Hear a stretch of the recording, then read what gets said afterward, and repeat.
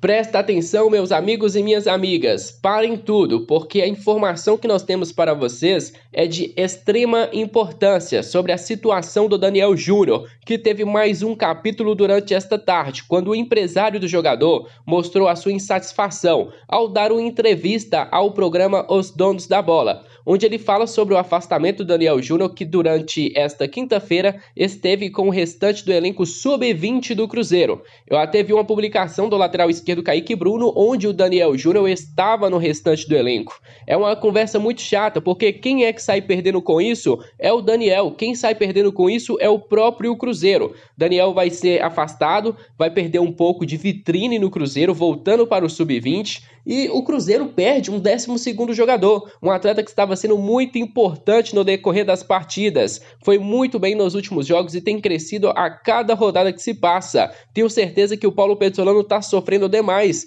com a saída do Daniel Júnior, porque é uma opção muito boa que ele tem no banco de reservas. E eu vou até falar aqui para vocês as palavras do empresário do jogador sobre a sua insatisfação. Mas antes, eu tenho que pedir à maior torcida de Minas Gerais que nos ajudem deixando o seu gostei no vídeo de hoje, para nós batermos a meta dos 800 likes e assim mostrar para o YouTube que você gosta do nosso trabalho. Se você for novo por aqui, seja muito bem-vindo ao Camarote Esportivo. Agora, galera, vamos voltar para as palavras do empresário do jogador. Olha só, abre aspas. Não é um caso de imposição. Deu a impressão que foi assim. Você quer? Se não quer, você desce para o sub-20. Se é assim que eles negociam, não tem problema nenhum. Se vou pedir uma autorização, até para entender o que eles pretendem com o Daniel Júnior. Na minha concepção, é um grande jogador, uma joia dos próximos anos para o Cruzeiro e para a seleção brasileira, afirmou Diogo em entrevista ao programa Os Donos da Bola da TV Bandeirantes. Na minha opinião, é um cara que o Cruzeiro deveria continuar utilizando, até porque a multa rescisória dele está na casa dos 12 milhões de reais, o Cruzeiro tem maior porcentagem dos direitos econômicos do atleta e nós precisamos do jogador. Nós estamos em uma fase de crescimento e o Daniel faz parte desse crescimento e por isso eu continuaria, pelo menos, colocar o cara no banco de reservas. Tirá-lo, eu acho que é uma decisão muito forte, ainda mais porque ficou parecendo que as negociações acabaram. Porque, como assim, Renato? Olha, nós temos ali, oferecemos isso, teve uma contraproposta, se eles quiserem, bem, se não, eles descem para o sub-20. Calma aí, a negociação acabou? Não. Então, se a negociação continua, por que vocês não continuam relacionando o Daniel até que esta negociação tenha um desfecho positivo ou negativo? Se tiver negativo, ok, libera ele para outro time. Se tiver positivo, então continua colocando o jogador para atuar. Eu acho que era o certo a ser feito. Diogo Silva reconheceu o esforço da gestão de Ronaldo em organizar as finanças do clube, mas discorda do posicionamento em relação ao Daniel Júnior. Palavras dele, acho que é importante esta conversa gerência, este novo comando tentar padronizar os jogadores da base. Só que o Daniel não é mais jogador da base, ele foi em janeiro. Como é que o jogador da base faz todo o Campeonato Mineiro, faz 2 gols, começa a Série B, joga, tem minutagem? O momento do jogador não é o momento de base, é o momento de profissional. Ele é o 11º ou 12º jogador da equipe. Daniel foi muito bem contra o Londrina, mudou o jogo contra o Remo, deu assistência para essa classificação. Não pode ser tratado como renovação de jogador sub-20, defendeu o empresário dele. O que foi oferecido, Renato, para o Daniel? Parece que teve sim um aumento salarial, mas esse aumento iria acontecer com o passar dos anos. Por exemplo, ó Daniel, vou te oferecer aqui um contrato de 3 temporadas, na primeira você vai receber isso, na segunda você vai receber isso e na terceira você vai receber isso. E o Daniel já queria um aumento salarial, podemos dizer assim, por agora. Não que ele não tenha recebido, mas segundo o staff do jogador, não seria tão satisfatório assim para o atleta. Questionado se existiria outros clubes interessados na contratação do jogador, o Diogo foi evasivo, mas não negou. Olha as palavras do empresário dele. Praticamente falou, olha, tem outras equipes sim interessadas nele, mas prestem atenção nas palavras exatas do empresário. Vou te responder da maneira que vocês interpretam com a sua sagacidade e inteligência. Um jogador da qualidade do Daniel, um meia esquerda que dá chapéu, que dá assistência, que dá caneta, que tem personalidade. Eu acho que alguns clubes grandes do Brasil podem estar interessados nele, afirmou o empresário do jogador. E ele falou mais, o empresário confirmou que estará em Belo Horizonte na semana que vem para tentar dar um ponto final na situação. Palavras dele, se não houver um acordo, ele não é mais um jogador que tenha que jogar ou passar algum processo no sub-20. Ele tem números, tem gols, tem assistência. Ele é um jogador que performa-se no profissional. Ele vai treinar normalmente. Vou chegar na segunda-feira em BH para achar uma solução interna. Ou seja, segunda-feira, ou eles entram em acordo, ou eles se alinham, ou o Daniel Júnior não joga mais pelo time principal do Cruzeiro. Ponto final. Hoje nós temos uma gestão profissional. Mas aí eu pergunto a vocês, se o Daniel não ficar, com certeza vai vir uma equipe aí pagar um salário de 50, 60 mil para o jogador, o que no mundo do futebol é considerado baixíssimo, mas parece que para os padrões atuais do Cruzeiro é um salário muito alto. Aconteceu parecido, podemos dizer assim, com o Vitor Roque, que recebia 12, deve estar recebendo 100 no Atlético Paranaense. Com o Daniel, se chegar alguém a oferecer 50, ele vai embora no amor no mundo, que faça um jogador continuar na Toca da Raposa com diferença salarial tão grande assim.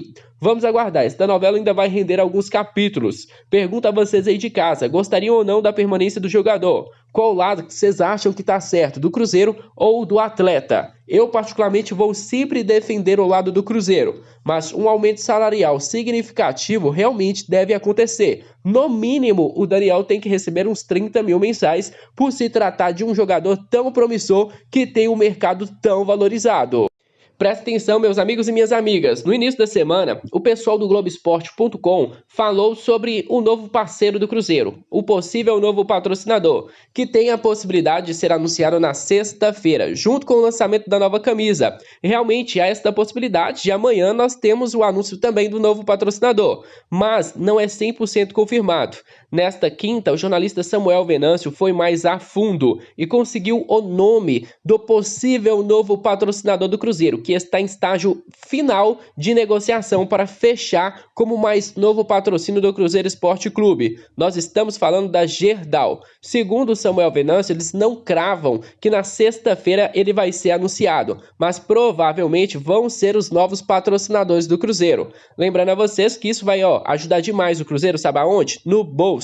Até porque muitas cotas já foram adiantadas pela antiga gestão. Então esses patrocínios que estão na nossa camisa já foram gastos nas temporadas passadas pela presidência do Sérgio Rodrigues. E para quem não sabe, a Gerdau é a maior empresa brasileira produtora de aço. Eu sim estava esperando, um patrocínio grande, mas a Gerdau também, cara, é um patrocínio muito grande, entendeu? Não é um simples patrocínio, é a maior produtora brasileira de aço. Então, com certeza, vai trazer um retorno financeiro bacana para o Cruzeiro. Com certeza é uma negociação complexa, não é do dia para a noite. A gente ainda não sabe como é que vai ser o patrocínio da Gerdau. Se vai estampar em alguma beirada da camisa, se pode substituir o Supermercados BH, se pagar, o valor referente ainda ao BH, pode sim assumir o patrocínio Master. Há diversas possibilidades. Não sabemos ainda aonde é que o novo patrocínio vai ser estampado, mas pode ter certeza que muito em breve a gente vai descobrir.